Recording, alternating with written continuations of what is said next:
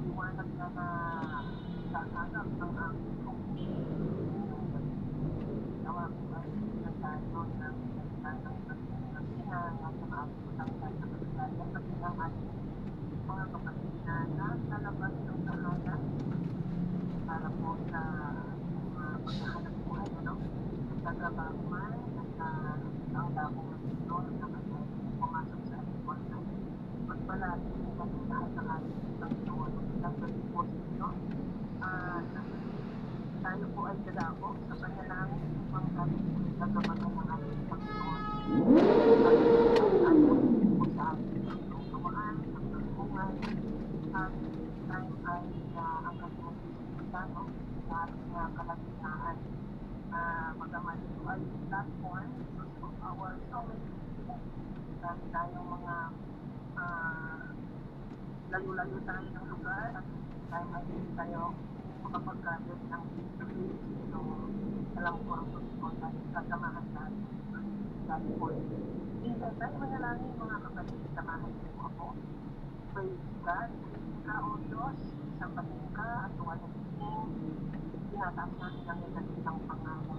Kasama po ng aming panalangin ito ang magpapasalamat at pagkasilat ng pangalan na pagabuti sa amin. Salamat po sa lahat ng biyaya at pag-iingat sa amin. Salamat po Panginoon sa tulong at gabay.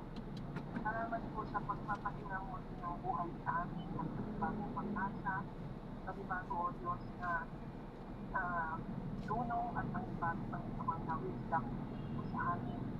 Makapagpatuloy sa buhay ng mga dalangin at ilihan yung pagpapatawad at pag-inig ng maging dapat natin ang salita ng bawat Ama na makikinig o Diyos ng pagpala ng karunungan at patuloy ang mga pagtulog sa aking Ama.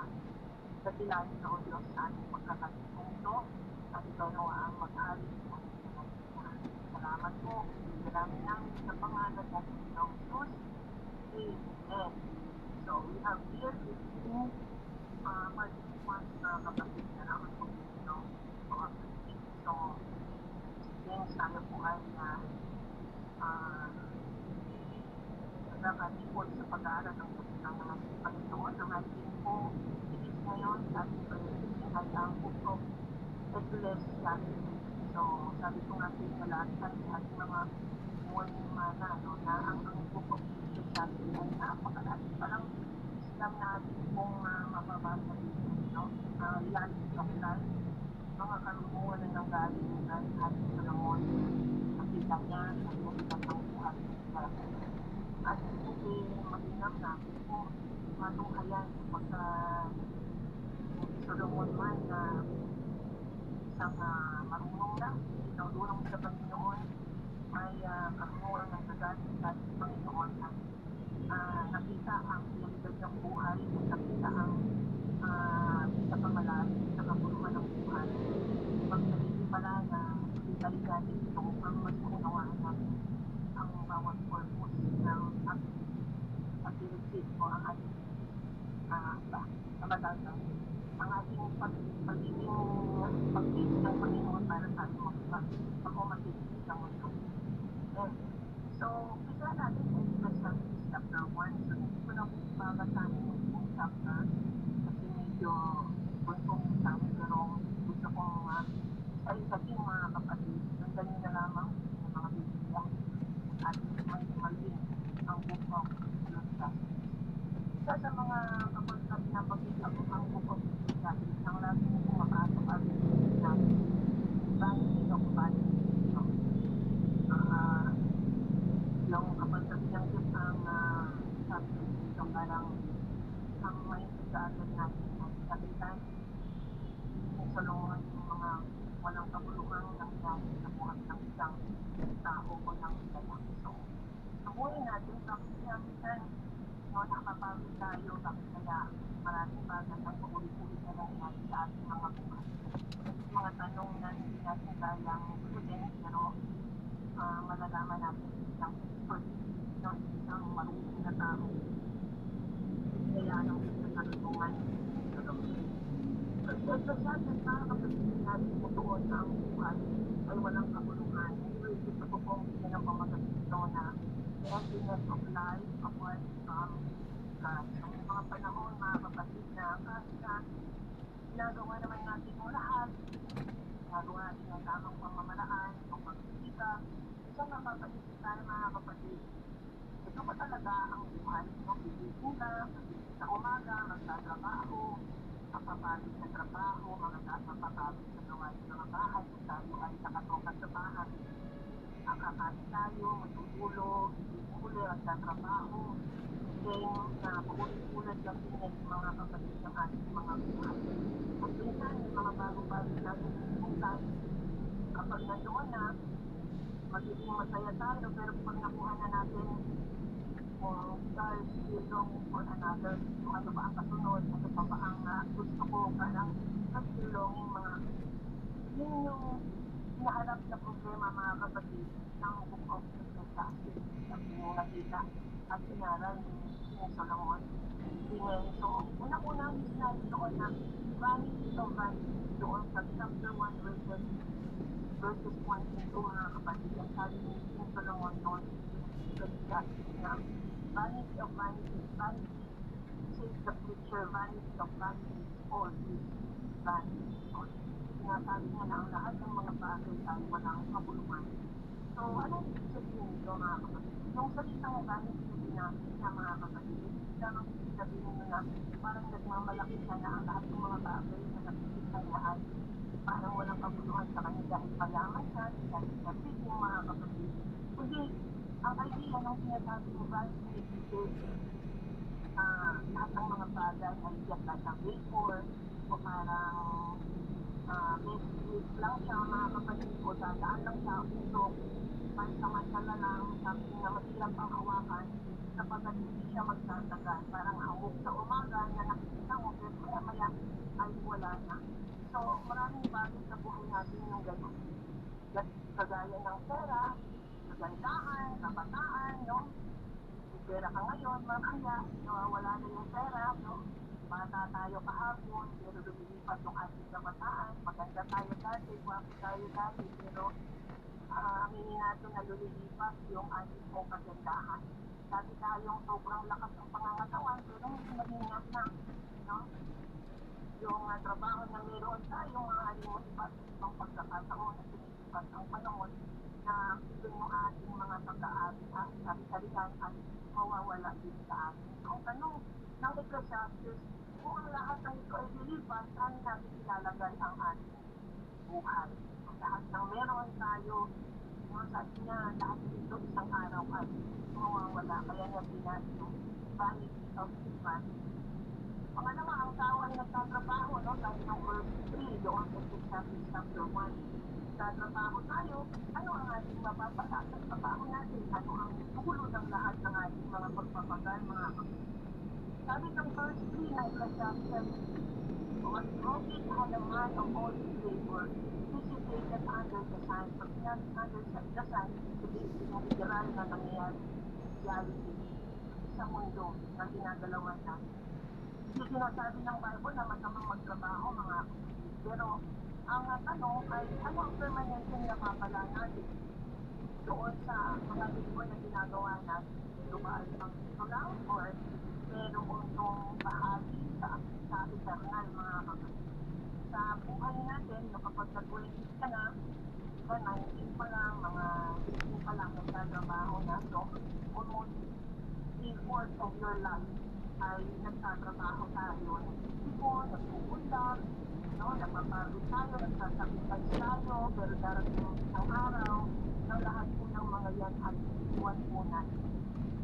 Hindi na usapin kung sa kanila mag-iwan, pero ang realidad na makikita natin ay hindi naman po problema ang pagtatrabaho at kailangan po natin yan.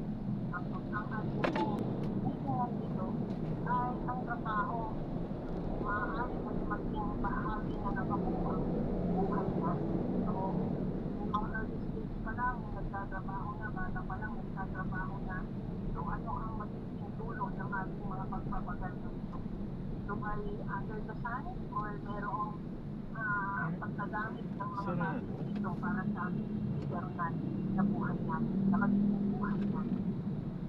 At Ang buhay, ang sabi ng verse 4, chapter 1, verse 4, nakita siya, verse 4 to verse 7, kung nagtutunghayan doon, ang sabi, one generation passes away and another generation Ito na naman. comes. Isang generation ang umaalis, may bagong generation na dumadating. Sapagkat ang buhay po ay cycle lang. Kumbaga, ang araw ay sikat, sabi ng verse 5, at ang araw din naman ay lulubog. Nabukasan, sikat ulit. No, araw-araw siyang sisikat, araw-araw siyang lulubog. Ang sabi ng verse 6, ang hangin, umiikot-ikot lang. It rotates. Nag-cycle lamang siya. So, kung hininga mo, maaaring masimuhod ko lang. No? Pag ikot lang siya, revolve, mga kapatid, ikot-ikot lang siya. So, ang dito may patuloy kung maabot, sabi ng verse 7, papuntang dagat, sinabi ng dagat babalik siya. Dito, at the same time, babalik siya. Dagat. Walang pinagdag, yun pa rin, at umiikot. Parang cycle lang ang buhay.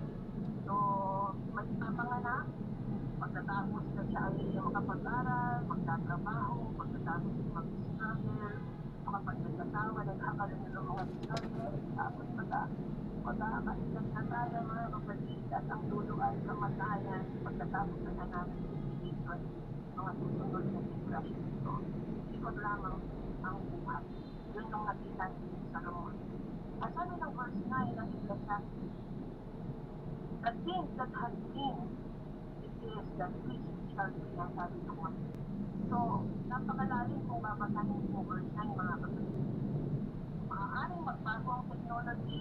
Dati, ang plancha ay umulit. Ngayon ay kuryente na napakalalim na.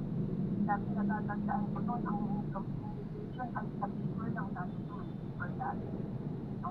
Pero ngayon, pwede na mag-support. Kapag napupunta ka ng ibang bansa, kailangan ng mag-voice state. Siguro mga 1 month bago mo karating sa ibang bansa. Pero ngayon, instant, pwede na maka-communicate. No? Kung dati ay walang mga device, kung meron mga device, ang technology ay maaaring magbago ang fashion. No? Yung dating mga pananamit ay iba na. Dati yung mga pantalon parang pang maglinis ng kalsada. Pero ngayon iba na, no? Ticket naman ngayon, sobrang ticket. Pero kung ulit yung panahon, bumabalik din yung mga ganong fashion. So, yun nga, pagiging communications, no? Nakakadali na kagaya ng platform na ginagamit natin dito. So, magbabago yung mundo, mga kapatid. Pero ang human heart, ang puso ng isang tao at hindi gaano nagbabago. So, kung merong mga dating pag-attitude na weakness, merong jealousy, merong mga pride, mga lust, hatred, may mga desire of power, mga kapatid, ay ito yung hindi naaalis, ito yung hindi nababago yung attitude ng isang tao. So, pareho pa rin. Nababago man yung mga tools, pero madalas, pareho pa rin yung heart and attitude ng isang tao. Yan ang under the sun. Yan ang umiikot na cycle na nakikita natin sa mundo. So, pag binalikan naman natin yung verse 8, napansin ko na po yung verse 9. Pero pag binalikan mo yung verse 8, ang sabi doon, the eye is not satisfied with seeing, nor the ear filled with hearing. So, ang very reason, sometimes, isang tao ay walang satisfaction, walang contentment. Kaya nga support niya na niya kung paano magkaroon ng satisfaction and contentment, mga kapatid. Sapagkat yan po yung ating mga ito-overcome every day. Yan po yung mga sinabi ng natin na ang mag-ibig hanggang wakas. Ang yung ating ibig. Yung tao kasi kapag walang satisfaction, gagawin ang lahat ng mga bagay na ibig ng isang bagay. Magkakaroon siya ng greediness, longing, everything, mga kapatid. So, pagdating sa mga bagay ng pagsunod sa Panginoon, ay talaga tayo isasantabi mo yung mga desire, mga sariling desire, mga kapatid. Sa pagkatang tao po ay wala talagang satisfaction in the day. Ito po yung pinakamahalagang lesson ng chapter 1 na ito, mga kapatid. Hindi po automatic na kapag marami kang nakukuha sa buhay, marami kang na-achieve, ay magiging satisfied ka. So kapag wala ka, ang isip mo, sana